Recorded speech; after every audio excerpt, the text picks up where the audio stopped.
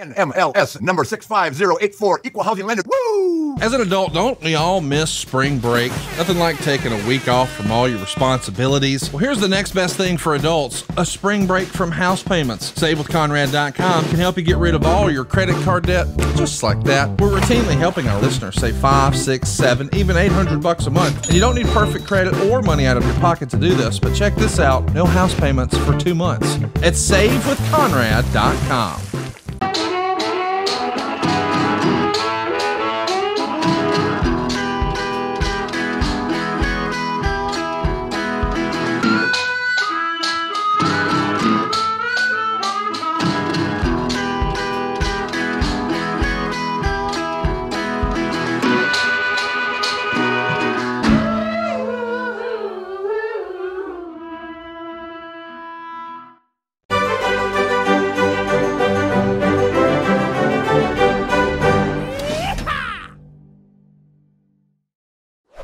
All right, well, here we are, Airheads, so I should start by explaining myself, I guess. If you're part of the extended SKU universe, if you listened to Well Read this week, you already know this, but I'm back home in the hollers of Clay County, Tennessee, where I grew up, and so I don't have all my setup, my stuff with me, so I apologize for the lackluster audio and video quality, but hopefully, you know, it's manageable, you can handle it, and then starting next week, we'll be back to normal. So it is temporary. On that note, though, Cho, and I already told you this in a text message, so I'm going to tell the rest of the people right now. I'm here because I'm me, my sister, my wife, and in-laws, and my best friend, we're all like to sort of doing some work on the house I grew up in because we're going to try to sell it. So Katie's cracking the whip, you know, got me down there most of the day, each day, pretty busy. It's not a fun trip. I like to just come and get drunk on a boat when I'm back home, but yeah, sadly, it is not to be this time around. So my point with all that is, I don't have a topic today, so we're just gonna see how it goes. But play it loose. I just cracked a couple of beers, so we're gonna be loose. It's gonna be fun. You got a topic though? I do have something, and I'll get to it in a second. It's not really a topic, but I think it'll hit for people. But yeah, what are you gonna be talking about? I do. It's a little bit different. It's a little bit different than the normal, like, complete biography of a person that I normally do. But I want to talk about Thomas Jefferson, particularly some of his time in France, because I think there's a good amount of overlap there. And wherever that takes us, it'll take us. And the reason I'm not doing the full bio on Thomas Jefferson is because I honestly need to wait for yet another episode when you don't have a topic, so you can just let me start at the beginning of the show and then do 2 hours on it, because it's a lot, dude. It's a fucking lot. Okay. Well, that sounds like that'll hit. So the couple of things I do have, the first one's very short. It's 2 weeks overdue. I'm certain we've got some airmail about this or whatever, but I was somewhat embarrassed. This is the type of thing that you'll understand immediately why I was upset with myself. But a couple of weeks ago, we got to talk about Two Live Crew, right? Yeah, and we did. How, you know, their legacy was at the end of the day, they really did. I believe we performed. Yeah, we performed their seminal hit. I'm sorry to cut you off there. And while talking about that, I said it was wild that they took that sample from that movie, and I said, me so horny, me love you long time, right. Sucky sucky $5. Yes. And I was like, and I said, from one of the great war movies of all time, Apocalypse Now, right, which is such an awesome movie. It is an awesome movie. That is not where that is from. That's from another awesome war movie from around the same time, but a little bit later. It's actually from Full Metal Jacket, another of my childhood favorites. Another one that both those movies my dad, forced me to watch at too young an age because he's like, you got to see this shit, boy, and I'm like, I'm 11, and fucking Private Pile blows his brains out. And he's like, ain't that wild? Goddamn, Anyway, but like, I actually, because I saw Full Metal. Well, first of all, before I go on, I want to make sure and say, shout out to my buddy Maverick McWilliams. That's his real name. Jesus, Maverick. Are you fucking kidding me? He's not a quarterback for the University of Texas or a pilot? He is a comic he's a comic in Texas, and he's just he's a old boy dipshit. He feels like he's from either of our hometowns. You know. But he's quite a bit younger now, so he's he's like a he's a little sweetheart, but also country boy asshole, whatever. He's a good time. He's originally from New Mexico and Oklahoma or whatever. He's opened for me a few times in Texas and Arkansas and Oklahoma. That's how I know him. But he he listens to the show, and when the show came out not last Friday, but the Friday before, he texted me immediately, and I was in Knoxville, and he's like, dude, that's Full Metal Jacket. And I was like, God damn it. Yeah. You got a lot of mail on that. Yeah. On I got mail. Yeah. So I meant to call it out last week, and then of course I just didn't. Did I not call it out in the airmail? No, I mean, Oh, no, really? because I would have, like, I wanted to do this last week, and then I forgot. If you had brought it up in the airmail, I would have immediately been like, oh, thank you, because I meant to do that. Yeah, but we got actually we got at least 4 that I know of messages on it, and maybe it was just last week we ran out of time, because I did read a couple long ones, but yeah, you got several. I knew I would. Yeah, and I don't blame them. That's one of those things that, like, if I'm listening to a podcast and something like that happens, I'm immediately screaming at my own, my phone. Yeah. Headphones, oh, for sure. It drives me crazy. And so I apologize. It's like I said, I definitely conflate those 2 movies in my head because of aforementioned reasons. Like, but anyway, what I was going to say is I saw Full Metal Jacket so young, like, that when I saw it again as an old, like when I was like 18 or 19, that was the first time I realized that the first half and the second half of Full Metal Jacket 2 different movies were actually the same movie. I had seen the movie at such a young age that I remembered both halves. Yep. But I thought that was 2 different movies. And when I was like, so I thought that Full Metal Jacket was just, the first part with Vincent D'Onofrio or whatever. And I was watching that again at like 19, high as hell or something. And then that part ends, and then the second part begins, and it fucking blew my mind. I was like, this was the same movie the whole time? Like, I was too young to even, like, remember that properly or whatever, which means I was definitely too young to have watched that movie the first time I saw it. But the same thing happened to me with Full Metal Jacket. I watched it as an adult not that long ago, and swear to God, same realization. I was like, oh, wait, holy shit. Because, dude, they are like 2 separate movies. Mm-hmm. You know what I mean? Like, they very much are. And for the record, when I watched it as an adult, I was fine. I don't like the second half. Like, I don't like it as much. But you know what another phenomenon that's the exact same, but with music happened to me? That happened to me as an adult with the song Band on the Run by Paul McCartney, because that song is like 4 different songs all in one. Like, at the beginning, it just changes pace so many times. You know what I'm saying? Like, it's fucking crazy. I wish now, you got to give me some of what you're talking about. Cause right now, all I can hear in my head is just, Band on the Run. Like, I thought, like, down, down, down, down, down, down, down, down, down, down, down. Dun, dun, dun, dun, dun, dun, dun, and then it goes right back into this soft melody thing, and then it's like fucking, God damn it, I can't explain it. I thought that everybody knew that. Like, I really want you to take a break and listen to the fucking song right now so that you can know what I'm talking about. I really thought you were going to immediately go, oh yeah, exactly. I mean, do you literally want me to do that and edit that out? Yes, okay. I do. 3 minutes and 13 seconds later. 3 songs. 3 songs. Yeah, and here's my theory on that. By the way, not to get in the weeds on this any further, but under what I perceive as copyright law, we should be able to play that since we were providing commentary on it. I think that's how that works. Yeah, the thing is, like, since we put them on YouTube and stuff, like, they just hear the music and throw it off. Automatic. It's not even it's a computer, right. So this is a good opportunity to say my special Damn Boy is available on my YouTube channel for free right now, everybody. You should go check it out. I knew this was going to happen, but it still was annoying. The intro, I have a song by our buddy BJ Barham's band American Aquarium on the intro to the special and on the credits at the end. Oh, no. And when we made the special initially to put on Amazon and all that stuff, like, I arranged it with BJ, paid him a little bit, I mean, he basically let me have it, but I gave him like a nominal fee or whatever. You can put a copyright license in your video, for the record. Right. But so I knew it was going to flag it. But so when I upload it, I look at the options and, like, I think you can like buy licenses through YouTube for certain songs, whatever, but I didn't want to do that because I'd already bought it. And there wasn't anywhere in there. All you could do was submit a claim that said, like, it's like, you can buy a license, you can do whatever, or you can, like, submit a claim that says, I have otherwise made arrangements, whatever. Right. And so that's what I did, but that's like a process, and it's like, we'll have 30 days to review. So I had to get in touch with BJ and was like, check it. Anyway, all I'm saying is like, I'm glad YouTube you said will just that. do it automatically no matter what. So Yeah. it's just easier to not mess with it. Yeah. Well, my point is though, is that it's literally a perfect 1 minute and 15 of one completely different song, then another 1 minute and 15 of a completely different song. And then Band on the Run doesn't even really come in until the 3-minute mark, Yeah, you're right.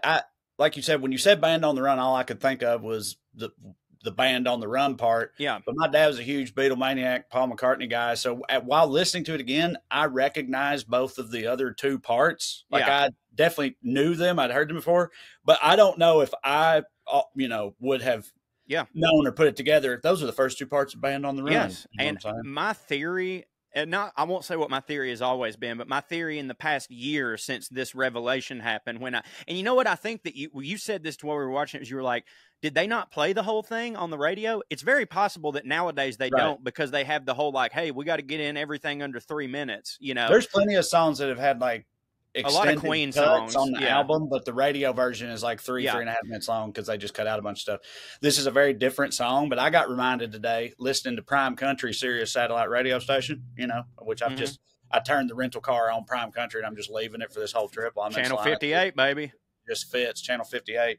While listening to that, I got reminded, I knew this, but I got reminded that the song, which I love this song, the song State of Mind by Clint Black, it starts with like a minute-long harmonica solo. Yeah, they don't do it on the radio, And it's like, and when it starts, you recognize like this is State of Mind, but it goes on for a while. Like it's a long-ass harmonica, a hitting-ass harmonica solo too, before the song even starts, which like, I think is pretty rad, for like a radio single or whatever to come out the gate like that. It's pretty sweet. So I think that's what it is that the regular radio doesn't play the whole Band on the Run, but Sirius does, because they don't follow the like everything has to be 3 minutes thing. And so my theory on that whole song is that Paul McCartney had written 2 halves of 2 songs and couldn't finish them, and was just like, fuck it. And he just put it, you know what I mean? He's just like, just make this one song. Yeah, because he's just Paul McCartney. Make it one thing. Yeah, because he's Paul McCartney. Every other studio managers or whatever would be like, you got to flesh this one out, or this one's too long. But he's fucking Paul McCartney. Like, wasn't this his first album after leaving the Beatles? I have no idea. Whatever. But like, Paul McCartney doesn't get told you can't do this insane thing. So he just did. Yeah, and you shouldn't tell him that. But that's always been But yeah, that it fits because and I don't think anyone else on earth has ever said this. This is going to be the first time anyone's ever pointed this out. So I look forward to how people respond to it. But I feel like the versatility of the Beatles and Paul McCartney, unbelievable, really one of their greatest attributes. I know that's a novel concept, but like the way they're able to do pretty much anything, and make it all hit. Yeah, I mean, truly wild. To bring this back to the theme of the show, like you've said this one time, and I don't know if I fully believe. I definitely didn't like completely disagree with you when you said it, but maybe I thought that you were being just a little bit hyperbolic. But when you said that, like the closest thing we have to Shakespeare is Paul McCartney, and like the more I think about it, it's like that's fucking true.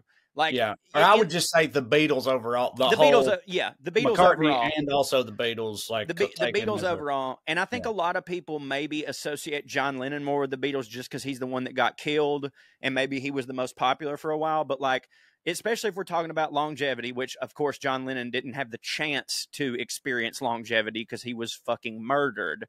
But when John Lennon was doing some solo shit, a lot of it didn't hit like right off the jump. You know what I mean? I don't think that he'd be hitting right now the same way Paul McCartney is. Like, I think that a lot of it also did hit. It did, but like I think that John Lennon had already firmly set up shop inside his own asshole, and that never gets better. It only gets worse because you just get used to the stink and you don't want to go nowhere else. You know? Well, dude, it's insane that any Beatle hasn't set up shop inside their own asshole at one point. Do you know what I mean? It's like, it's like how wild it is that LeBron James has been like a model citizen his whole career. Like, cause he had ESPN airing his like sophomore year high school game. Yeah. And he's like the next Jordan. And then he was, And Yeah. through it all that whole time, he's not done any crazy shit. The worst thing he's ever done is like The Decision and like He went to a strip club with his wife and not going in on China.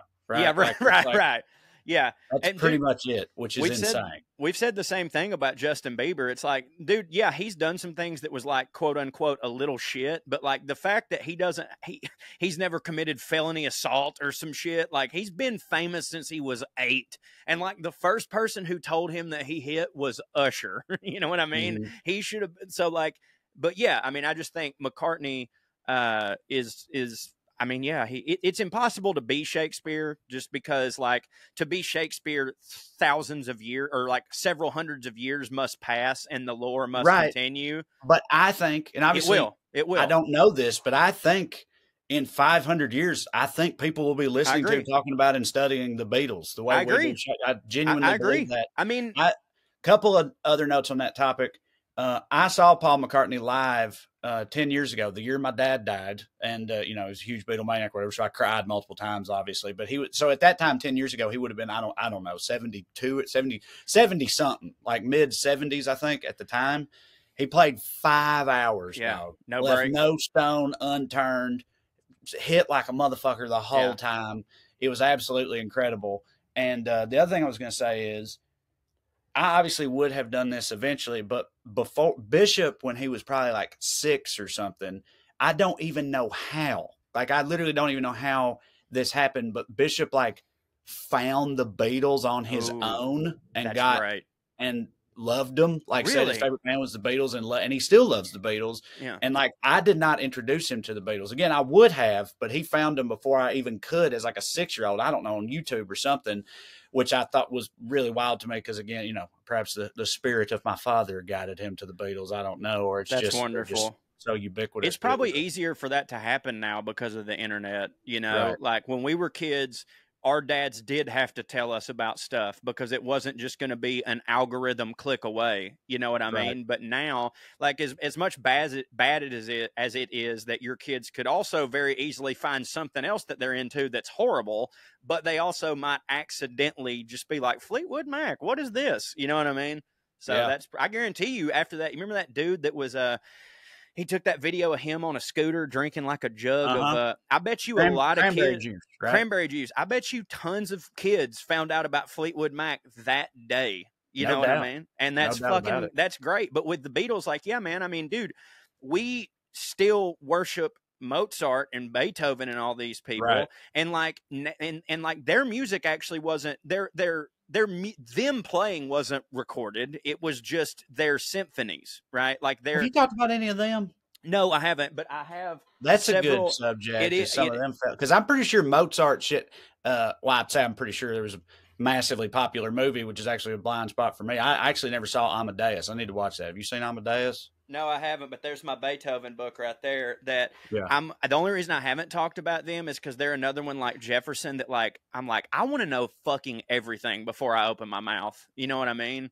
I don't want to. I'm pretty sure it's some wild ass stories around some of them dudes. Oh, it is. And a lot of them have fart bars. Do you know that? Yes. Mozart in particular, wrote big fart bar. Wrote some fart songs, yeah, about anal and stuff was it songs? Was it letters? Or was it both? Like, it was both. He wrote like one of his things. It was either Mozart or Beethoven. I can't remember which one, or it could have been who was the fucking other one that hits real hard? Bach. Yeah. It was one of them, but like their move to girls would be like to write them a little symphony, you know, like. On a date or something. Yeah. I mean, so they would like, so one of them would just be like, I have prepared for you a song. And he would be like, I want to fuck your butt in the butt, you know, or whatever, and fart, you know. And, but like, my point is that their music, I don't think, was actually recorded. It's just that their sheet music was then recorded by other people and their arrangements became famous. But Paul McCartney and these guys not only are going to have that advantage going forward, but their music was recorded. Interviews with them have been recorded. They were in fucking movies. Everybody, we don't know what the mania was around Beethoven, but we witnessed Beatlemania recorded. So like, that 100%, like you don't see that shit nowadays, man. Like you might see girls going crazy for Harry Styles, but it was full blown hysterics, women crying. Holy shit, just because. And the first time they came to America, the first time they got off that fucking plane, there were people waiting on them, bawling their eyes out because these fucking mop cut kids were coming to change the world. How is that not I think the way that everything just is nowadays, I think will probably prohibit anything like, and I'm not oversaturation. It also, yeah, right. It also would probably never happen again just because there never will be another The Beatles again. But I'm saying, like, even putting that aside, everything is so like specialized and oversaturated, and people can find their own, back then it's like it was just the radio. Right. You know what I'm saying? It's like just like with TV, hit sitcoms back then, dude, like fucking 50 million people watched every episode or something because it was like the only thing on that night or whatever, like that type of thing. It's just some of that stuff is just like gone forever. Agreed. No and with Shakespeare even more so, because think about, like, you never really hear someone go, "Oh, I love Shakespeare," and then someone go, Shakespeare's fine, but I'm actually more of a insert contemporary of Shakespeare playwright here. Who is it? You know what I mean? Like with the Beatles, there's going to be a lot of people that go, "Yeah, but the Rolling Stones," or "Yeah, but there's no "yeah, but" to Shakespeare because they're like, we don't know about them because things back then had to be so profound to merit the passage of recordings and stories of it. Whereas now everything gets recorded, so you're going to remember everything. There's this. I know you're watching it too, and I don't know how far I am. So like. No spoilers or nothing. I can't remember where I'm at, but we're both watching that show Silo. There's 5 episodes out. I think I might be caught up then, or maybe we saw 4, but anyway. And again, no spoilers, but part of the premise of it is it's these people living in an underground society in a dystopian future. And part of the setup is in their past. 140 years ago. 140 years prior to the timeline we see, there was a big rebellion that destroyed the sum total of human like knowledge and history up all until the hard that point, drives, right? And so like they don't even know. The episode I just watched, like it illustrated that like they don't even know there's stars in the sky, right? Or like they don't know anything about Jesus is. They don't know, like they have lost all of that. All they know how to do is live in this facility and keep it running. That's all they know how to do. But they made it clear that people are still at least vaguely aware of like Romeo and Juliet, right? Because it was passed down story-wise, performing oral versions of it or whatever, even in this society over the years. And it's like, I bet that would actually happen in a situation like that, like some version of it. You know what I mean? Like everything else is gone, but Shakespeare still persisted in some way in this universe. And like, that wouldn't surprise me. You would think though, and I agree, that's really awesome. But you would think, though, that if Romeo and Juliet persisted, that at some point people would have still been talking about the sun and the moon and the solar system and the stars. That is true. You know what I mean? But they're like inside, downstairs, under the ground, Like, but that is I'm so glad that they did that, because that's a profound thing of like some things, it don't matter what you take away, this will continue because it just is. Yeah. So the one thing I did have is another update from my personal life. The plot has thickened once again in the Crowder family backyard. So I'll tell y'all what has happened. As you remember, we had them hummingbirds. They were murdered, we believe, by the asshole squirrel in my backyard, who I said, like, I'm pretty sure it's the same one. I see him around all the time. He's a little fuckhead. He's always messing with shit, whatever. Well, like I said, got an update, and I don't want to spoil it, but I know some of y'all get mad if I don't say this, so I'm going to say it. Trigger warning, this involves dead rodents. So now you know where this is going. But the other day, Katie, I was inside watching Game 6, Heat, Celtics, right? And the Heat were up. The Celtics start coming back in the fourth quarter. Shit's like getting real interesting, right? The Celtics on the brink of elimination. I'm sitting there watching on the couch. Katie's out back doing garden, doing shit in her garden or something. And then she comes in there and she's like, Trey, you have to come outside right now. And I was like, no. And she was like, no, seriously, you have to come out here. And I was like, are you okay? And she was like, yeah, I can't tell you. You just have to come out here. And of course I'm like, oh, God damn it. I know. So like, when has that ever hit? Yeah. When has that once hit? And also it's like, Mama had to kill a spider or something. Like, what's going on? So I go out there and she's like, go over there by the gate. Immediately I see this, and here's another angle of it. This. So, he seems to have perished, the asshole squirrel that lived in my, seems to have. The seems to is, I don't know for sure that that's him, but I'm pretty sure it is because he's like the local, backyard squirrel. And they're territorial, as I've pointed out. Yeah, right. So, and like, if you notice the door, that's our back gate.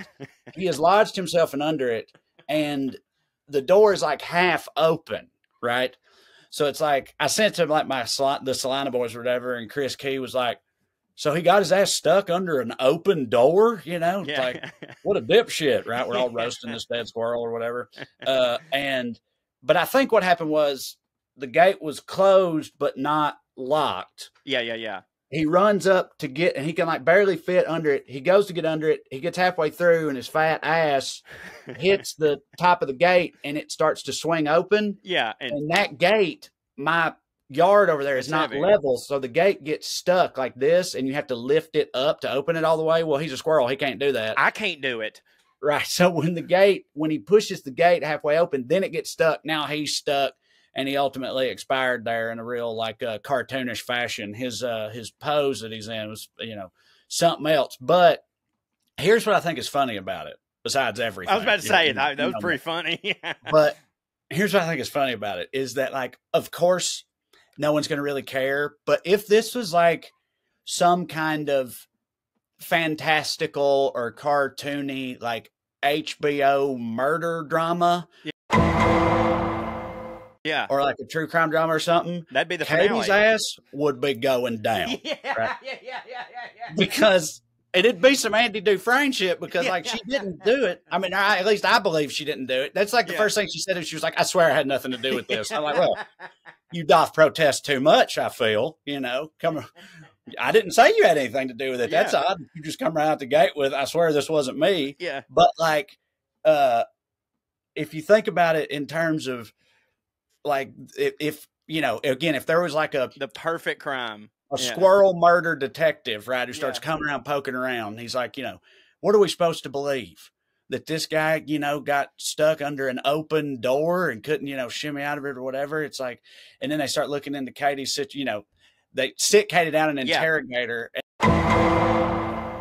And they're like, they listen to the podcast of all of us saying all they this. Look at her, her search history, and like, so, tell us about these hummingbirds or whatever, and it's just like, and what do you think happened to these hummingbird babies? And, she tries to put it off. And then it's like, well, we have these text messages here from your husband's phone where you clearly indicate that you've decided the squirrel was guilty of hummingbird murder. Also, your Google search history, did you or did you not on this date at this time Google the phrase how to kill squirrels, best way to kill squirrels, can you poison squirrels, should I kill this squirrel?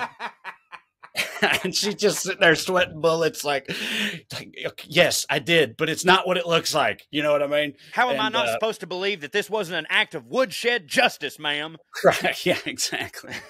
Yeah. But it looks bad for Katie. She's looks pretty guilty, but I believe it was just an act of fake God or whatever. Or you know what?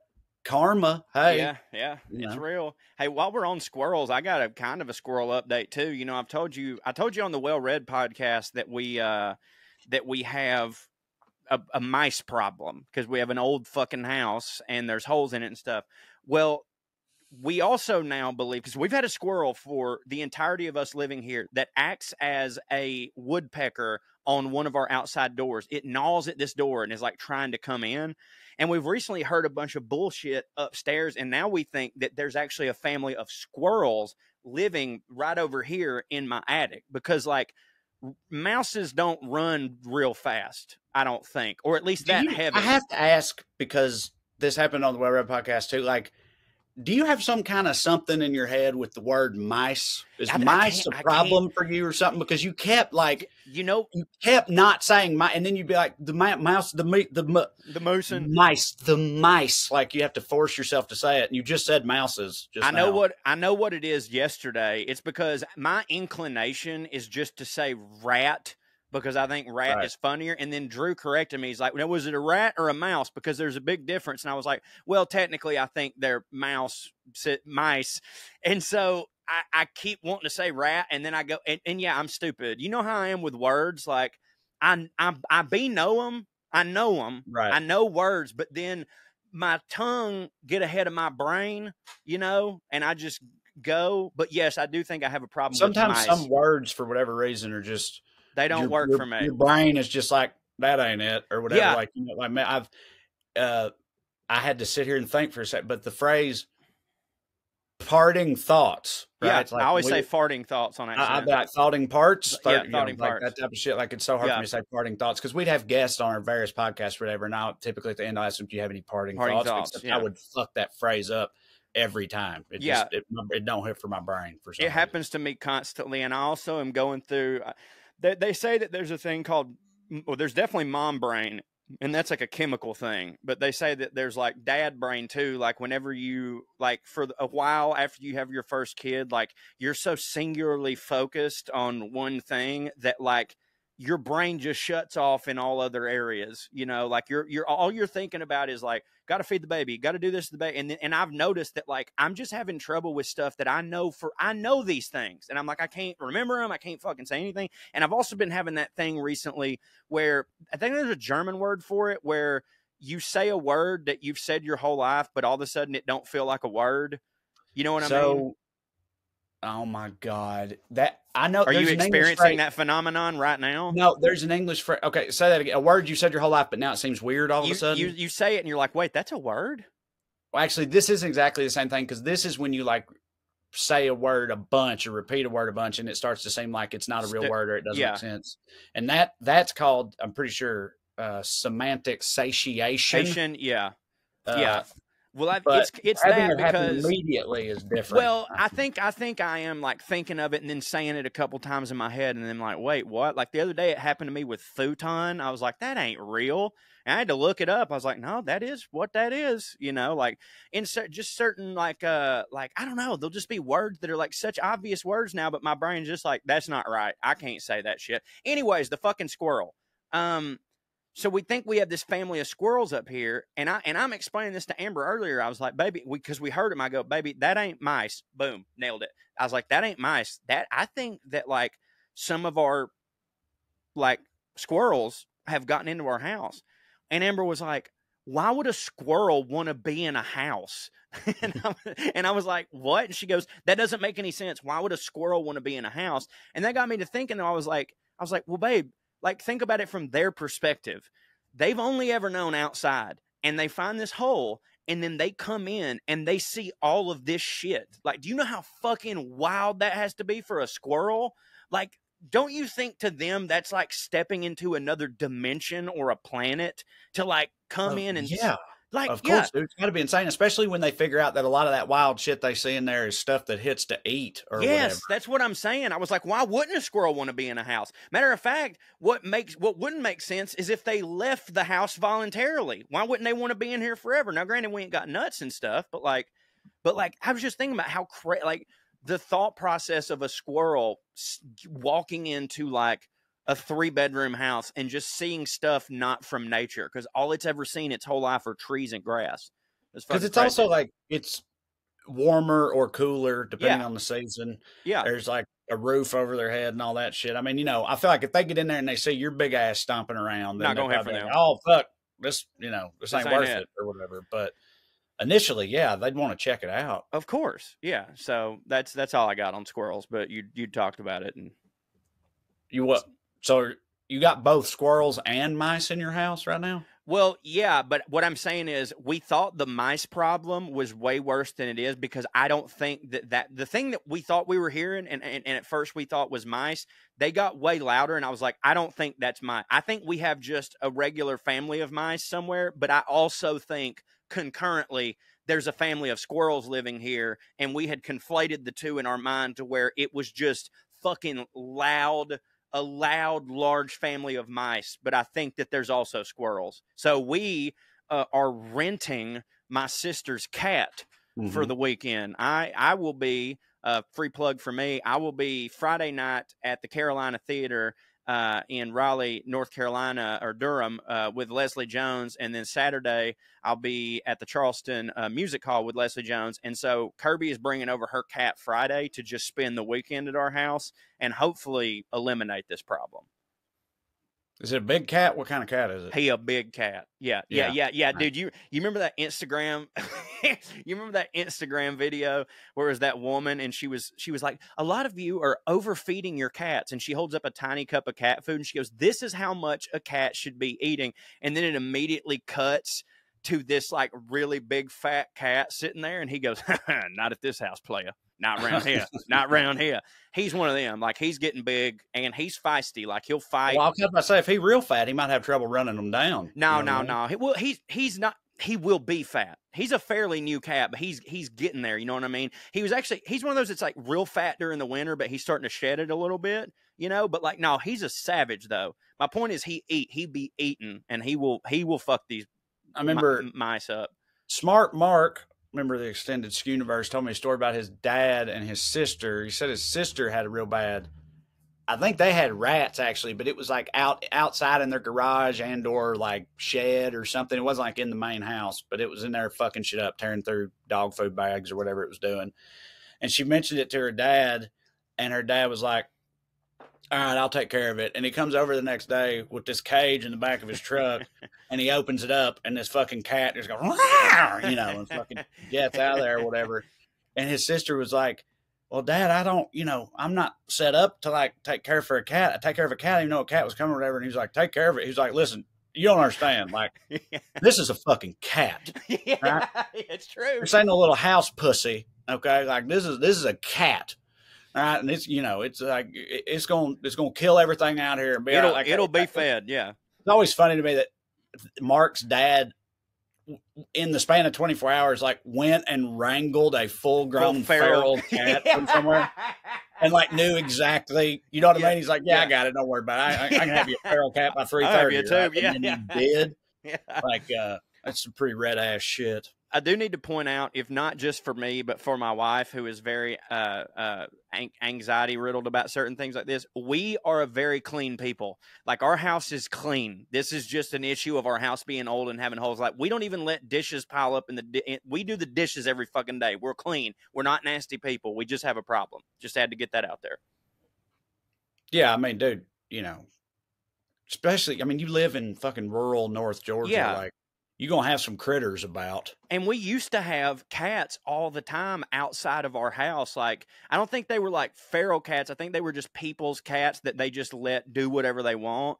And it's, not lost on me that I haven't seen those cats in a very long time, because they used to just hang out at my house, and now all of a sudden we have mice. So I don't know if like randomly every neighborhood cat died at once, or all the owners were like, "We can't be letting you get out no more." But like, pretty much as soon as I started noticing that they're not coming around anymore, because I put tuna and shit out for them, all of a sudden we have a mice problem. So there is proof of how the ecosystem is supposed to work.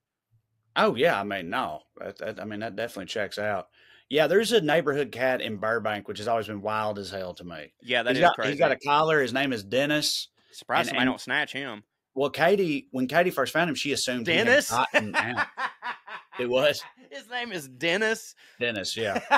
That's so great of a name for a cat.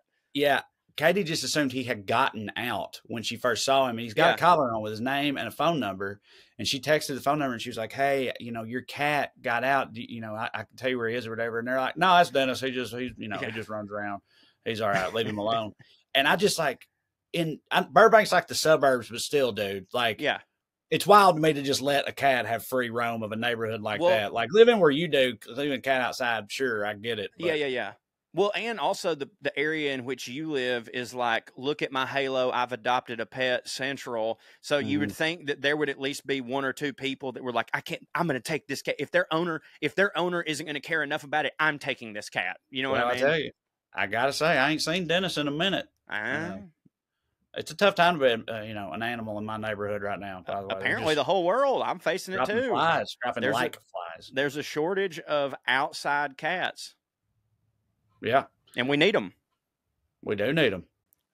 Rut-row, Father's Day is right around the corner, and if you hadn't got your dad anything yet, don't worry. That's where the sponsors of today's show, Manscaped, comes in. You and I both know that he needs some serious grooming in his life, so grab your dad, the Performance Package 4.0, and he'll thank you for helping him tame his beast. I know that's how you want to think about your dad for sure. It's a win-win situation for both mom and dad. Go to manscaped.com and use POA for 20% off. Plus free shipping. This will be my Father's Day, and as luck would have it, I already have all of my favorite products from Manscaped. The Weed Whacker is amazing. I've told y'all a million times, it's just so much easier to trim my beard and my head, being able to click a thing instead of putting on different guards. The nose clippers are amazing because I don't know if when you become a dad, something like happens in your body that makes you start producing more nose hairs, but it's definitely a thing. Also, the ball deodorant. Not just dads need that because your balls go right back to smelling like balls 5 minutes after the shower. I can't live without this stuff. It's amazing. So remember to go to manscaped.com. Use that promo code POA for 20% off plus free shipping. Trey, tell them a little bit more about our friends over at Manscaped. Manscaped is the only men's brand dedicated to below-the-waist grooming and have perfected their game with the Lawnmower 4.0. Imagine surprising your dad with a sleek, well-designed, and optimized grooming kit that says, "Your balls will thank you," on the box. You know that's going to hit for him. Their 4th-generation trimmer features a cutting-edge ceramic blade to reduce grooming accidents thanks to their advanced skin-safe technology. You might ask, how is this Lawnmower 4.0 different from other trimmers? Well, this upgraded trimmer includes a multi-function on and off switch that can engage a travel lock. This is a great feature if your father or yourself do a lot of traveling, like me and the Cho do. It also gives you the ability to turn the 4K LED spotlight on and off when needed for a more precise shave. You can now shave your balls in the dark. How about that? I'm not going to lie to y'all. It says 4,000 K, and I'm too math dumb to know if they mean 4 million or 4,000. So it's a lot of LEDs, and it's real bright on your balls, which will make it easier to shave in the dark. The Lawnmower 4.0 even allows you to customize your trim through additional guard lengths with sizes 1 through 4.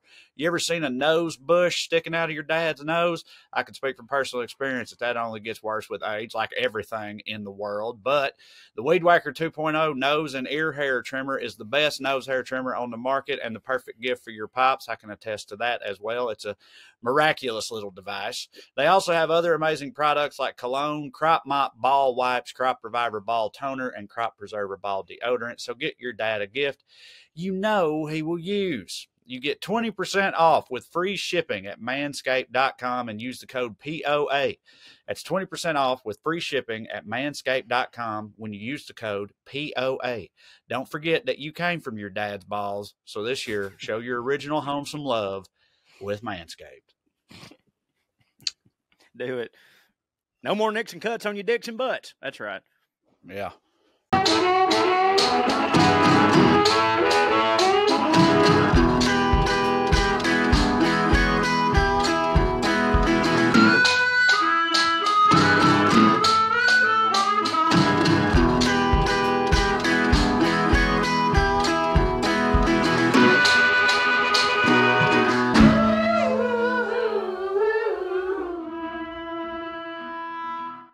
I've got a couple of Thomas Jefferson things and a thought starter that I talked to y'all about this in the group chat, but I don't know if me and you went back and forth on it, but it's something I wanted to actually talk about physically on this show because I think it properly fits the theme, and that is this. As you know, I am a father now, and by law, I have to have there's a couple things that I have to have. Extra nose hairs, Manscaped, check them out. Extra nose hairs, a separate pair of shoes to mow in, and and a passing knowledge of the founding fathers. Right? Yeah, that's right. I have to. Now, granted, where I'm from, a lot of people claim that they know exactly what the founding fathers thought about stuff, but they don't really. They just are like, yeah, he said that, whatever. But I like, between my already interest in history, I was like, I'm going to do the classic dad history shit, and I'm going to get really into this stuff, right? So I've been like hardcore into the American Revolution. I'm doing it for two reasons. Number one is for entertainment, of course. That's probably the biggest. And two, to talk about it on this show. Three, because I do want to be able to slam people whenever they bring up the Constitution and what the founding fathers would want, you know.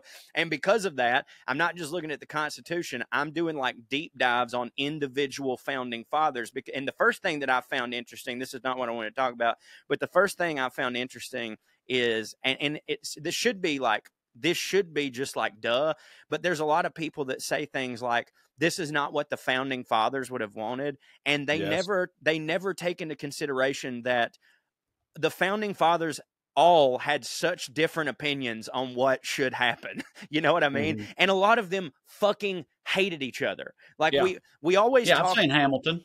Yeah. So I still haven't seen the whole Hamilton, but Hamilton gets brought up in my reading a lot of how like him and Jefferson fucking hated each other. I mean, absolutely hated each other. And, you know, one of the big differences, like Thomas Jefferson was a very, let me say this before we get going, because I was eventually going to get there, but I know that if it's not the first thing out of my mouth, somebody's already commenting. Thomas Jefferson owned slaves and was an asshole, right? Right. He didn't just own them. He fucked them. He fucked them. And all that is automatically rape, I would imagine. Although back then you couldn't explain it's legally. Well, you know what's funny is because you're their in nowadays it's like that's your subordinate, but back then it was like you own them, so legally it's not. It's property, so he can do whatever he wants. It wasn't a good look. Super fucked up. But he had a bunch of mixed kids and stuff, correct? With his he did the Hemmings.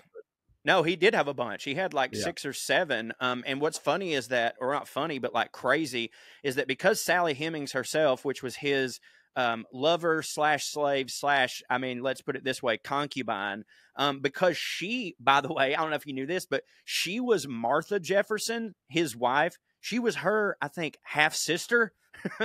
So like, because Thomas Jefferson Thomas Jefferson got basically all of his slaves from his wife in his dowry from his father-in-law. So it was his father-in-law. So it was his father-in-law. And his father-in-law had Sally, the same way that Jefferson then had. Yes. Yeah. It was lousy with that sort of thing back then, I reckon. It was like one of their favorite things to do when it came to having slaves. For sure. I mean, dude, for sure. I mean, dude, if you're already a piece of shit, you know, like why draw the line there? But because of that, so she is already, she has, you know, a great deal of white plantation owner blood in her. And so she's fairly light skinned. Sally is. And then when Thomas Jefferson has kids with hers, apparently like, and the term they used back then was mulatto. I know that's not politically correct, but that is how they would describe them. But dude, apparently the Sally Heming and Thomas Jefferson's kids, a lot of them, not all of them, like they just straight up passed as white people. Like if they didn't say anything, they straight up passed as white people. What did he do? Like, so did like, but they were still, you know, bastards, right? Like, did he? Yeah. The ones that could pass as white people, how did he treat them? Did he act like, hey, this is my nephew, he's white, and he let them be around in head, or did he make them slaves too? Like, what? I mean, they were all slaves. He just had it under his thing that when he died, they would all go free on their 21st birthday or something like that. But it's very weird because it was very much a hush-hush thing, you know, like Thomas Jefferson couldn't let everybody know that. And like, there's a lot of people now that you say like, oh yeah, Thomas Jefferson had black kids with his slave. And they're like, oh, you're just trying to cancel the founding fathers. Dude, there's so much evidence that it happened. And there's so much evidence in Thomas Jefferson's own writing. Another thing about him that was crazy, because the reason I'm talking about him on the show in the American Revolution is because I consider him a fancy man, because he kind of was. I mean, he was the ambassador to France for a very long time and actually never wanted to come back to America. He wanted to live in France the whole time because he's hanging out there with John Adams and Ben Franklin. And one thing that they realized about living in France versus they were like Ben Franklin was the actual ambassador to France. Okay, I was about to say, what were they all doing in France for so long? Just John Adams would just be over there from time to time with Abigail just like on holiday to discuss with Thomas Jefferson like things that the Continental Congress, you know, needed to Thomas Jefferson is like Mensa level brilliant back then. Like he's the fucking guy. And what's crazy is like, and everybody knew that, but he was 100% not going into politics whatsoever. He was rich enough at 33 to where he was going to retire for the rest of his, just not do anything anymore except for build Monticello. And his goal was to try to make Virginia a wine state. Like he was going to try to perfect wine and figure out all the agriculture that he, and a lot of that came from his time in France. Like he was in France and he's like, you know, they're growing wine. And he's like, I fucking want that here. There's so many things from over here that we should have here. Just the climate didn't work and all this shit. And the thing that he loved the most though in France, and Ben Franklin loved the most, is that over there, everybody just fucked everybody. Like it was just so much more free. So Thomas Jefferson really got, even back then. Yes. Like, oh yeah. Back then in France, people were like openly porking each other, and arguably more. I mean, Thomas Jefferson That's wild to me, dude. Because I think of that time, and it's like, you know, seeing a woman's ankle was salacious. Not in France. You know well, what I mean? and maybe that was true publicly, but like France then had the reputation of like everybody's just kind of passé on the marital vows and shit like that. Like they would be married, but they were like, yeah, my wife, she fuck someone else. That's not French. Yeah. How do you do French? Do French? I don't know. No, I don't know. They are porking. They are porking. Yes, there's a pig. I don't know. Yeah. I guess like you think about, like I think I've heard or read before, like Victorian England was pretty, you know, uptight and prudish and stuff. And so much of what we think of when we think of that, and I know Victorian England was after this period, but like, I think it colors a lot of what people think about that sort of period in general. Between that and like the way the Pilgrims was, yes, you know what I mean? Like the Puritans that came over, and that's what Thomas Jefferson didn't like about us, right? And I think that makes a lot of people think that just like everybody back then was like that all the time, when maybe some of them wasn't, especially the French. That's true. And also it's possible that we may be conflating the styles of the time for the sensibilities of the time, because like when you look at their dresses, you don't think, oh, this is a promiscuous woman because they're all covered up, you know. But like, and I was going to say that he wanted to retire, but then Martha died. And that was the love of his life. She made him vow to never get married again. And he held true to that. He did never get married again. He would, of course, keep porking, but he never got married again. So while hanging out in France, he just goes over there to get his mind off everything. And Washington and them are like, well, we can use this fucking guy. Why don't you be the ambassador to France? And he's like, okay, whatever. I'll do some stuff. Then, of course, they convince him, hey, you're needed here. Thomas Jefferson becomes he was the first Secretary of State, the second Vice President, and the third President. Pretty good stats there. They finally convinced him, like, hey, you're needed, because again, this dude was a fucking genius. But he totally wasn't going to get into politics. Then his wife died. He's just like, I've got to make do with myself. But yeah, over in France, man, like he was just living it up. He did not want to come home. He got really lucky because like they finally got him convinced to come home from France, being like, hey, we need you in the Continental Congress. Like, we need you to be here. You're way too fucking smart to be over in France. And he happens to leave like right as the French Revolution is going on. And even though he was an ardent supporter of the French Revolution, like it's very possible that he would have just got his head cut off just for being like, he would have been associated with the bourgeois. Yeah, with the bourgeois. Again, he was an ardent supporter of the French Revolution. Now, I don't think he thought, hey, we don't need to go this far and like cutting people's heads off. Like in his mind, he was like, we should do this gradually. Like the monarchy is bullshit, but maybe I don't know. I get how you'd think he was bougie, but also I feel like people, if they knew who he was, would be like, this dude loves rebellions. This is one of the most rebelling ass motherfuckers of all. Yeah. Like, I feel like it'd be a recognized game thing. Of course. You know what I mean? Like, we're trying to do what you was doing, dog. Of course. Really like what you're about. And it's interesting that we mentioned, like, I consider him bougie too because of his sensibilities. He was definitely a Renaissance man. And it's hard to describe anyone as a Renaissance man and not think of them as sort of an illustrious, fancy being. But over there, apparently, like, he was a Renaissance man, but he didn't necessarily like how bourgeois they were and how up their own ass they were.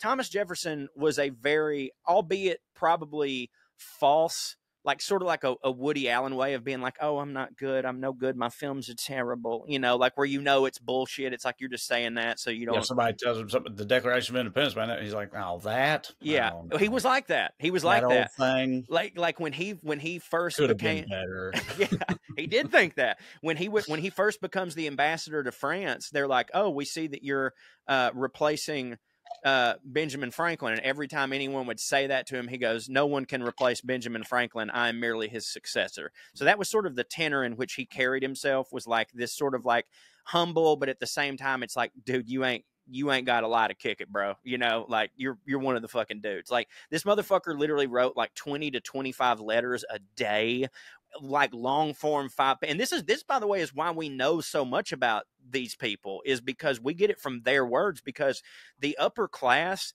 in society took correspondence to like very seriously.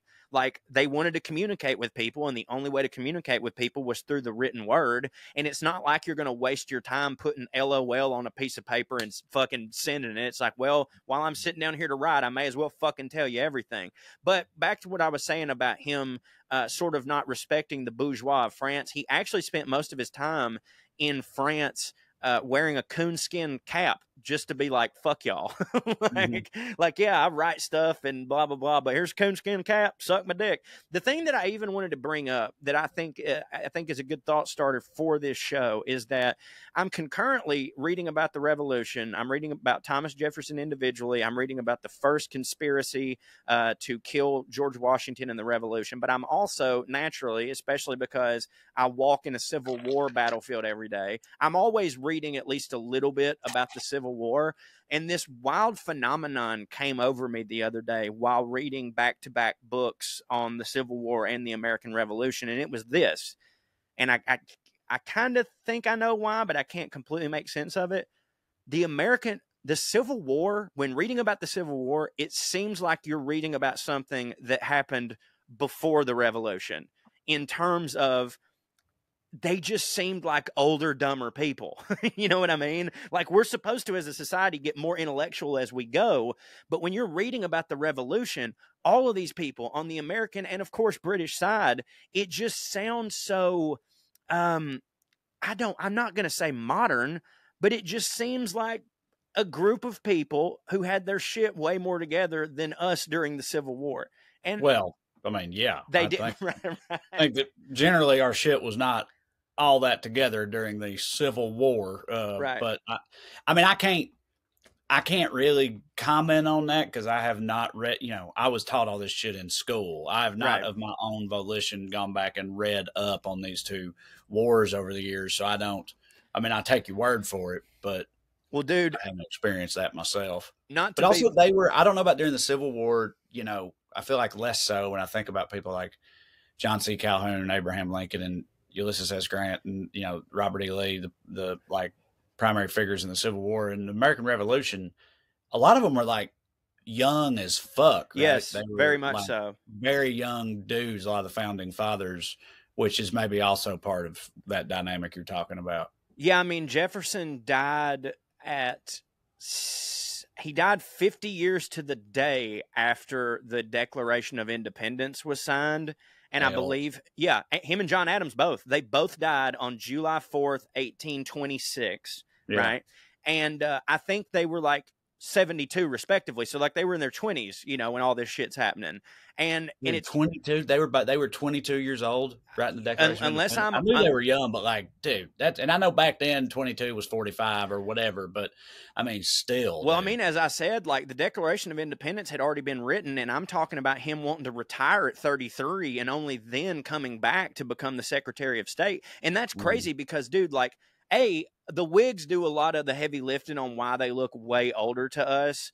But like, yeah, in my mind, when we were kids learning about these people, and for the record, I mean, this goes without saying, but like, we didn't really learn shit. Like we learned, and I understand why this would be happening, but like, we totally learn just the complete one-sided, just the hits, we're the fucking greatest, yada, yada, yada. Now, granted, I 100% believe that we were in the right on the American Revolution, but the way that we're taught about it makes it seem like everyone in the country was unified. Like, you know, they talk about everything's divisive now, but they're like, oh, see, back in that day, everybody knew it's fuck the Brits and we were all together on that. And it's like, no, not even a little bit. There was a ton of fucking loyalists, you know? Right. And I think that, like, even people who weren't strict loyalists, they were just middle ground where they were just like, I mean, look, it don't hit, but goddamn, I don't want a war. And like, that's a fine position to take, I think. Like, I'm so glad that the revolution happened, but I think that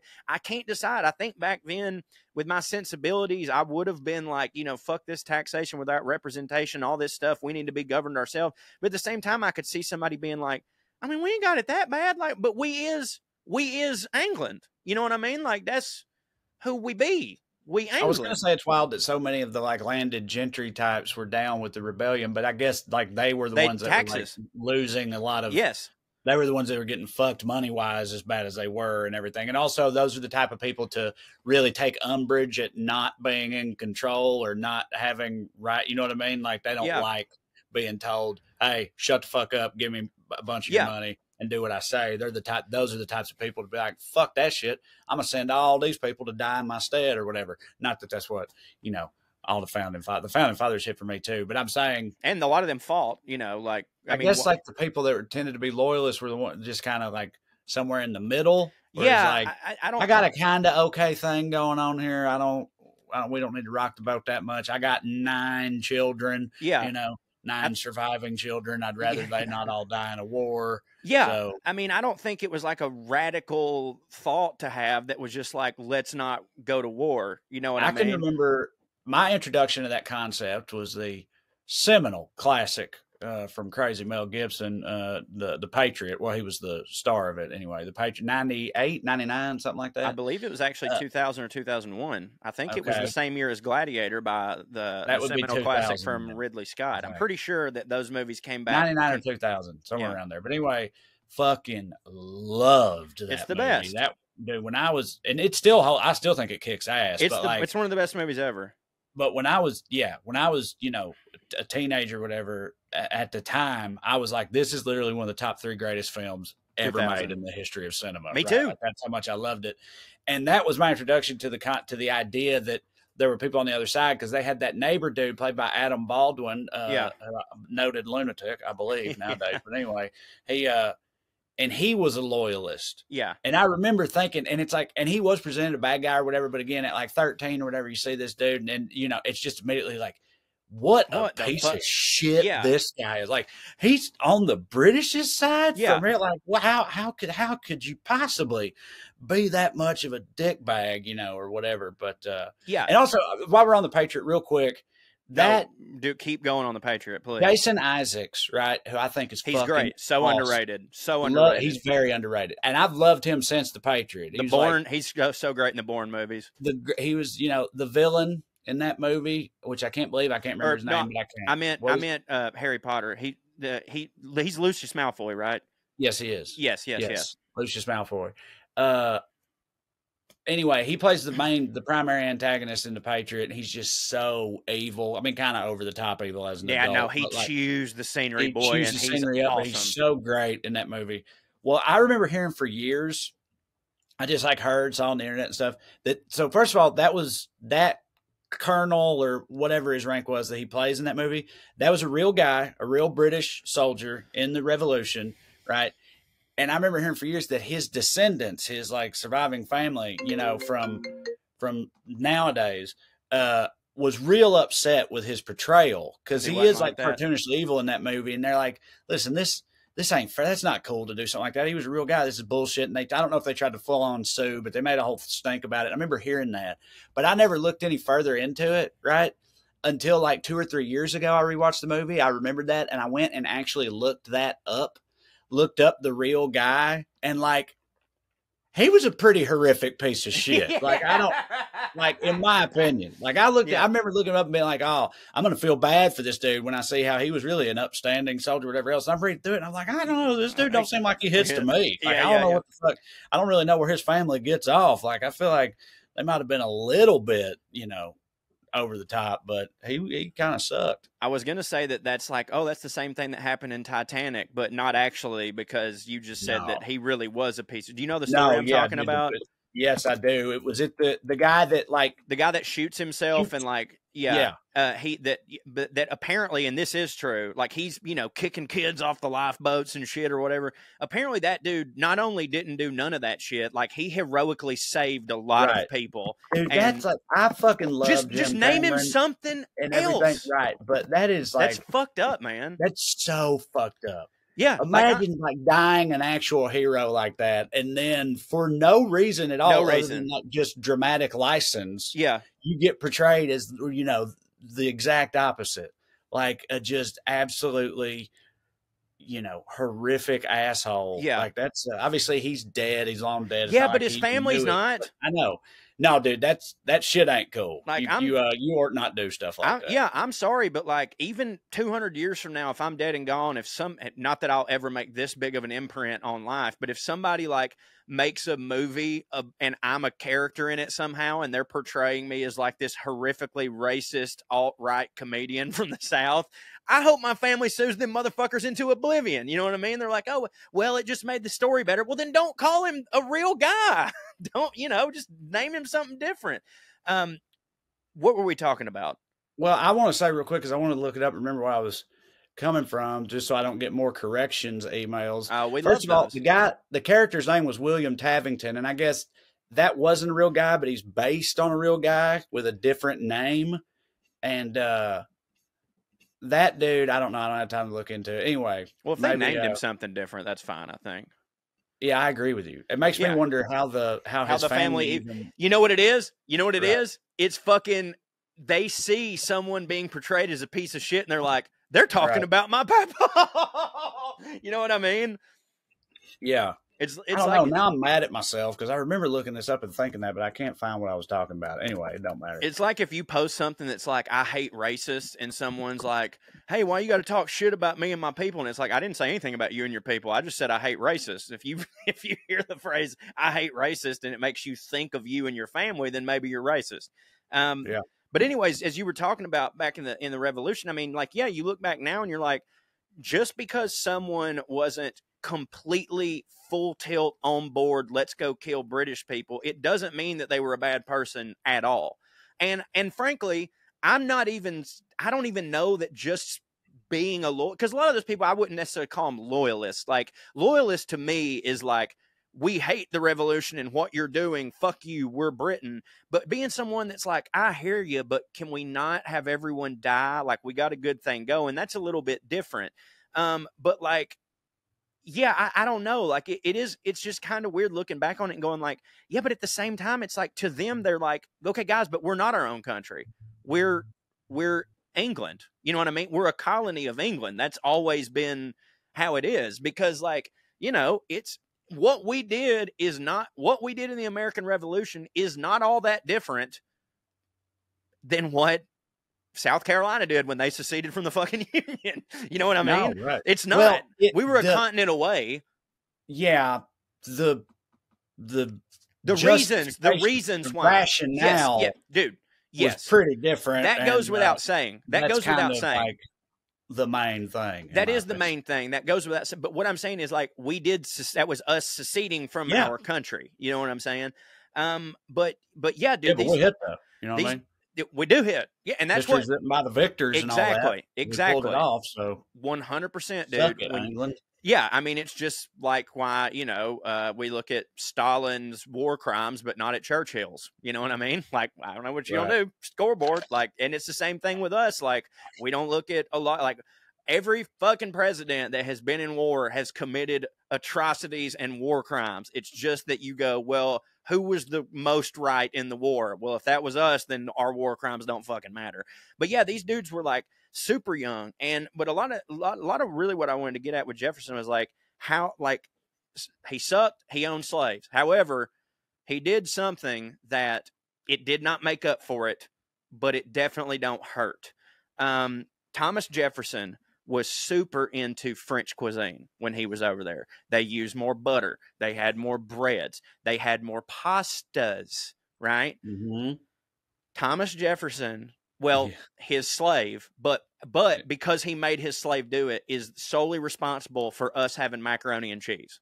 That's what's up, dude. That's what's up. But I'm also a little upset that like I thought that I never had looked into it, but I thought mac and cheese was like one of the quintessential American dishes. Like Well, I didn't we realize Americaned we it got up. that from the French, Yeah. you know, because look, dude, I fucking love mac and cheese. It's the best. But I figured on like a culinary level that it wasn't fancy enough to be French in origin. Do you know what I'm saying? Like I think their cuisine been off. I thought that was some. Well, we Americaned it up, American dude. shit. We Americaned it up because, and I don't have this in front of me. I don't know this for a fact, but I'm just going on like what I do know about the French and what I think could have possibly happened. I assume that the original mac and cheese was like pasta with bechamel sauce. You know what I mean? Mm-hmm. With like, they would put cheese in the bechamel sauce, which, you know, there's a big there's a big Venn diagram with bechamel sauce in fancy people and in rednecks, because bechamel sauce, if you add sausage and pepper to it, is fucking gravy. That's all that is. That's literally all that is. Like, people talk shit about gravy and how trashy it is, but it's like, in order to make gravy, you must first make bechamel sauce. So every fucking croque monsieur that you've ever had in your goddamn life, put a little sausage and pepper on it, and you've got a sandwich and gravy. I'm sorry, I don't know what to tell you, and that hits for me, and I love that. But yeah, that's one of the mama sasses, I believe. Yes. Oh yeah. A mother sauce. I don't know the rest of them, but it's a mother sauce, because I mean, dude, it's a roux with cream. You know, it's a roux with cream, and then you can fucking do anything to it. But yeah, so he is responsible for like us having mac and cheese. Again, it's because he told his slave, he's like, that hits for me. Keep doing that when we, come back over here. He also, like, he got the Virginias more into wine like that. He was like a big fucking wine book guy, like everything that you consider like a fancy uptight prick, like this dude was. He was, he wrote, like I said, he wrote 20-30 letters a fucking day, was crazy. He also did this thing. This isn't really fancy, but I think that this is interesting. And again, this goes back to all the founding fathers did not want the same thing. It's just that they all threw shit against the wall, and then they were like, that, okay, that. You've got to take the hit on that one. We'll do that. He actually wanted all the laws to reset after about 19 to 20 years, because by his estimation, that's what a generation was. And he didn't think it was fair for people to be governed by the laws of dead people. Well, he was imagine like, that. What a novel concept that is. He was like, there's no reason. He goes, because by the way, he wanted the Constitution to be that way too. He wanted every 20 years to do the Constitution over. They finally came back to him with like, hey, what about just amendments? And he was like, okay, sure. Because he was pragmatic. He had these ideas and was like, okay, I can see how that doesn't really work. Because one of the things, and John Adams talked him out of this one, but he goes, I think that every 20 years we should look back at all the laws and have everybody vote again on them. And his reasoning was, he goes, if you vote in a law this year, then by next year, yes, of course, there's going to be people who have died and there's going to be people who have come of age. But for the most part, it's the same people voting year to year. But within 19 to 20 years, it is a completely different group of people voting, and it's not fair to them that they have their lives decided by what people thought back then, when we all know things and sensibilities change and we learn more. Like Thomas Jefferson's heroes, when him and Hamilton were having an argument one time, they were talking about the world's greatest people, and Thomas Jefferson was like, all of his were like Aristotle, what's the math guy, or Plato, Pythagoras. These were all his. Socrates. Yeah, these were all his. And the dude in the hobo in the bucket. Diogenes. Yeah, he thought that these great thinkers were the greatest people that had ever lived. He's like, these mathematicians, these people that like gave us the foundation for learning and how to apply it to things.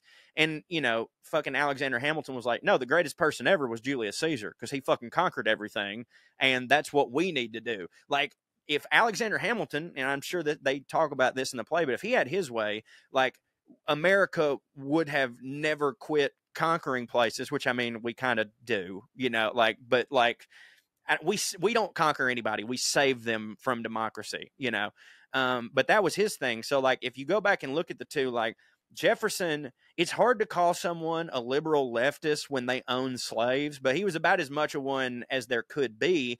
And like I said, the thing that John Adams talked him out of was he also said that any government debt has to be, what if you take on a project in America, whether it be a war, whether it be this or that, you have to pay that shit off in 20 years, because it's not fair that this generation has to pay for something y'all did. And his main reasoning for believing that was a complete personal reason. It's because when his dad died, he found out all of a sudden that he was in extreme debt for nothing that he did at all. Like, he's ready to retire at 33, right? His dad dies. He didn't know how much debt his dad was in. All of a sudden, he's running Monticello at a loss for the first time. And Jefferson actually died like very heavily in debt.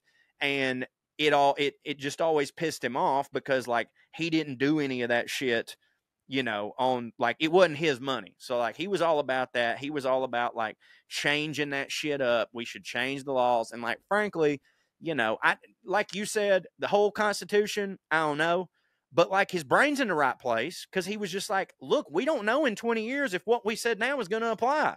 You know, I'm not going to say what amendment. I won't say what amendment, because that's not this show. But there's certain things that we put in that document in 1776 that don't really fucking apply right now. And if we had by Jefferson's brain, you know, it would have been that way. From a practical standpoint, I have to say, like, I love the idea of that, but dude, imagine our government, like, oh, I know, constantly reviewing 20-year-old laws and stuff that, and trying to decide what they should be. It'd take up so much time, dude. We'd have a backlog from like 1873 or something right now in present day, probably, if that was happening. But he is the reason, by the way, that presidents have terms, because he noticed that there was nowhere in our law that said that it basically said like a president could just keep running. He's like, and dude, he's like, guys, that ain't gonna be good, you know. What did he make it for? Because wasn't FDR? I don't remember what exactly he made it for, but it was. I think it might have been 4 terms. Yeah, it wasn't 2. It wasn't 2, because FDR was 3. But it was like, there has to be a time when this fucking dude gets out, and he was never about anyone having lifelong shit, even though like that. You know, that did happen, but like, he was never about any of that shit. Like, he bucked heads with all those dudes. Like, it really is surprising. And like, he's like you know, I think used to when I'd hear people say like, oh, Thomas Jefferson, there's a complicated guy. I was like, oh, this is just someone. That's what people say when someone says, hey, Thomas Jefferson was a racist. They go, he was a complicated guy. And it's like, 2 things can be true here. He was a racist and he was a complicated guy, right? Because no one actually pushed for abolition more, almost in the history of our fucking country, than Thomas Jefferson, even though at the time he's got 200 slaves in his employ. And so what? He's like, listen, we ought not have slaves. Nobody should have slaves. But like, if people are going to have slaves, obviously I'm going to have slaves. Yeah. And a lot of it, dude, was like, when he sort of has this epiphany when like he gets Martha and they have these slaves or whatever, that I think he started feeling like this, because he was just like, dude, this ain't right. And then what I think happened is he found out he had a bunch of debt from his dad, and he was like, well, fuck, I can't get rid of them now. You know what I mean? I need my slave. It was exactly that, dude. Like, no, I need my slave. So he actually, one of the first things he did when he joined the Continental Congress, by the way, I'm sorry, I'm all over the place. I don't have notes. I'm just talking. One of the first things that he did when he joined the Continental Congress was he proposed a bill that stated basically this, because they were constantly adding states. You know, like the Louisiana Purchase is going on around this time, where we basically stole that motherfucker from Napoleon for like 2 cents a goddamn acre or something like that. Because we had to, because we were trying to prevent Napoleon from coming in. Napoleon very much had the idea of like, America is about to be mine, you know? And so they were adding new states all the time. And he said, he goes, all right, here's the rule. Here's how we can do this without ripping off too much of a Band-Aid. Any new state that comes in to the country can't have slaves. That's how we're going to do it. As we grow, they won't be able to have them. And that's how we can sort of curtail this whole situation. All that he needed in order for this to pass and for slavery to be outlawed in any new states, which would have been, you know, when it gets time to the Civil War, that would have been a fucking lot of them. Yeah, most of them. All that he needed in order for this to pass was every North state to say yay for the bill, right? And every North state did say yay to the bill. Here's the problem. New Jersey had 2 delegates. Their one delegate says, yay, this is what should happen. Their other delegate, who everyone knows would have absolutely said yay, called in sick that day. So New Jersey's, they canceled it out. If both your delegates aren't there, you're essentially a nay, or you just don't count. And I know, right. And the bill did not pass. And if that bill right there passes, I'm not saying there never was a civil war. It's possible that could have been the start, technically, of a civil war. But I'm saying that the American Civil War, as we know it, I think I can confidently say that it would not have happened. Like that one guy being sick. One fucking guy being sick. That's so wild. So because that one dude, old Nathaniel, whatever the fuck, because he got the John Beatty. cold. John Beatty was. I remember so much. Oh, his name was John Beatty. That's John the guy Beatty. that was sick. Yeah. So because John Beatty got the cold, that's why the Civil War happened. Yeah, and that's my modern day argument of if you're really old and sickly, you shouldn't be serving in our country. Right. You know what I mean? Because like shit like this could happen. But yeah, and he was like, he constantly was talking about how we need to abolish slaves and yada, yada, yada. And like, you know, he did have a thing where he's like, as soon as I die, all mine are going to be free, you know? And like, to all historical knowledge that we have from his letters and everything, like he did truly, he did love Sally. I mean, he had a relationship with her. Like he enjoyed her company. He wasn't just purely using her as a concubine. I mean, listen, he shouldn't have been doing that. He was bad, whatever. But I'm just saying, like, it's just really weird how, like, and the reason I wanted to even point that out is how, like, if you just go by the shit that Jefferson says, you didn't know anything else about him. You just went by what he says. You would go, this is one of the most progressive men, one of the greatest men in history. But then you look into it and you go, he also owned 200 slaves. My point being is that how many people today would 100% have slaves if we could have slaves? Even the people who are saying all the fucking, because this is a guy who was trying so hard to make slavery not happen, and he had slaves. So like, bruh, Jeff Bezos, Elon Musk, they'd have, they got as close as they can to him anyways, you know? They'd love to have slaves, man. But it's just like, so hard for them. That's just such a wild example of hypocrisy of like, yeah, he's trying to implement all these things that are great, but behind the scenes, he ain't living by fucking none of them, you know?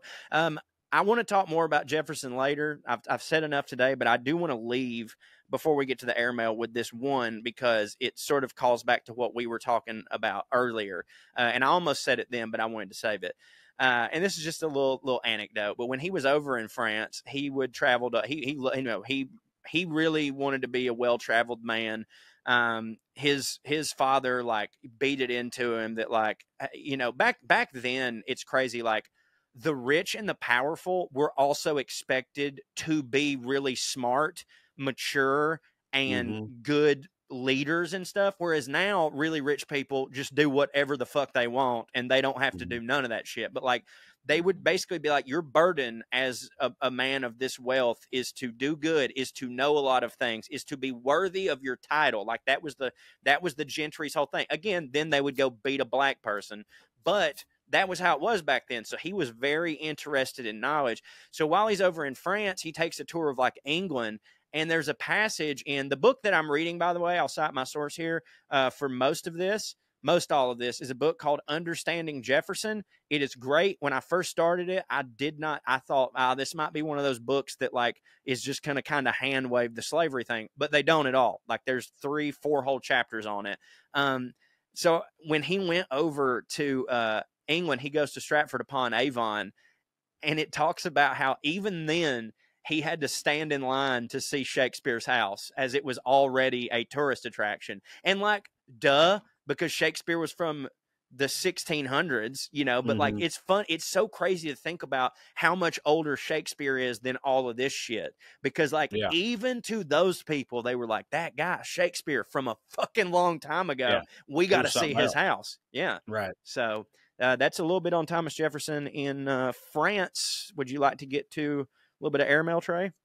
Yeah, let's do it. Okay, this is from our friend Bella. The subject line is Chalmondley and Depresh.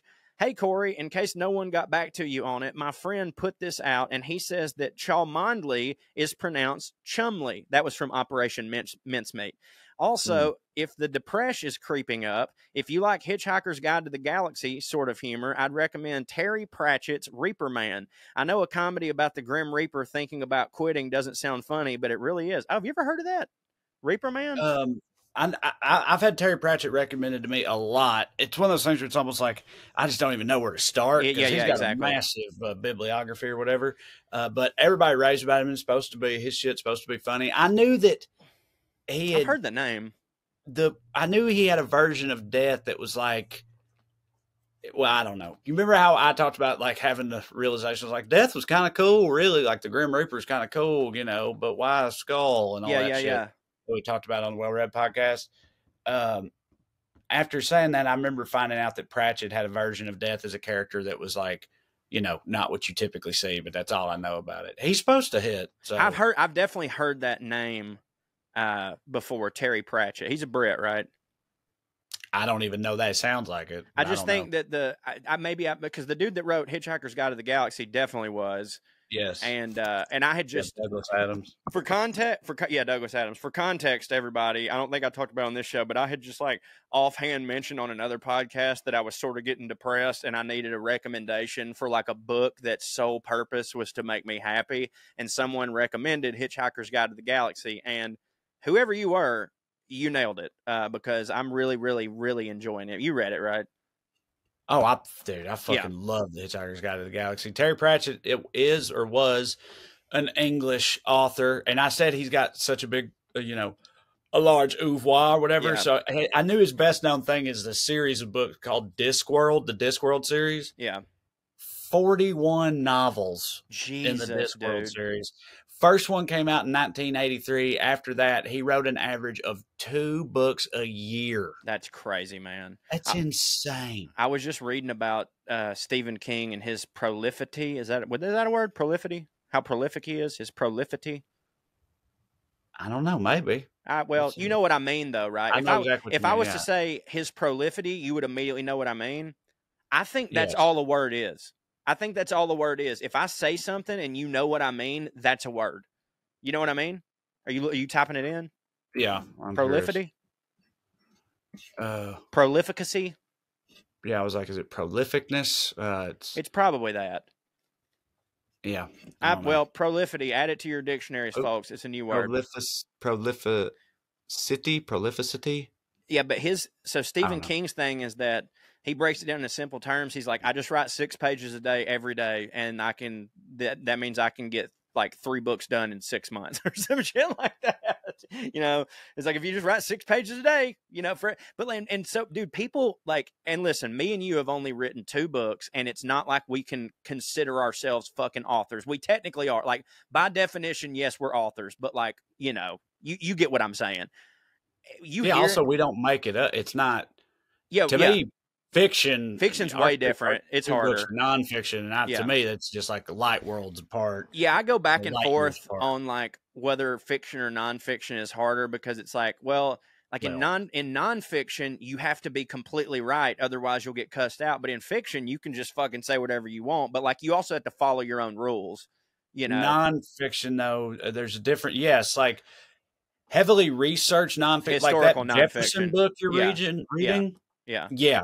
That's hard. The level research, all that stuff. But like, we just write like essays, anecdotal stuff. That's way easier. But dude, even in that, let me explain to everybody who maybe you don't write and you hear, 6 pages a day, shit, buddy, that'd tear me out of my fucking frame. Writing 6, because like, that also means 6 good pages. You know what I mean? That was my first thought. It's like, when does he edit? Like, a first draft of 6 pages, or he completes 6 pages? Yeah, because it's pretty different. Yeah, I gave myself, when we were writing this past book, there for a while, I had myself on a schedule of like, oh, I'm going to try to I'll write 10 pages a day this week. And like, there was a week where I did it, don't get me wrong, but like after I did that, I cannot imagine doing that every day for my life, which apparently Stephen King does. Like, he does that every day. Me and you have a moment in time where we're writing a book and then we stop writing a book and we go on with our life. This motherfucker is perpetually writing books, which is crazy. Anyways, subject line, inappropriate outburst at the drugstore. I was listening to POA on earbuds while running errands, and while in the middle of our small town's very busy pharmacy, my phone glitched and threw me off the earbuds and began loudly broadcasting the pod. Suddenly, suddenly and very loudly, Trey's country-ass voice bellows, "Hell, call it Mexican if you want to. I ain't doing no fucking Yankee swap."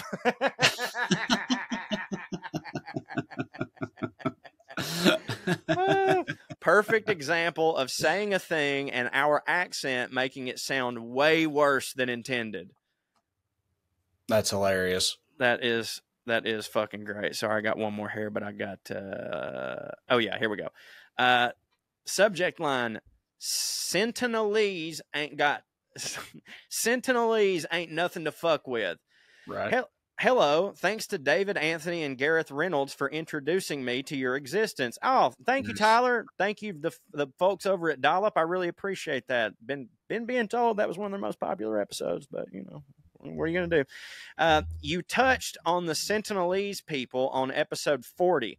Being curious people, you may have done some further research. If not, I want to point you to a couple of podcast episodes about how they became so isolated.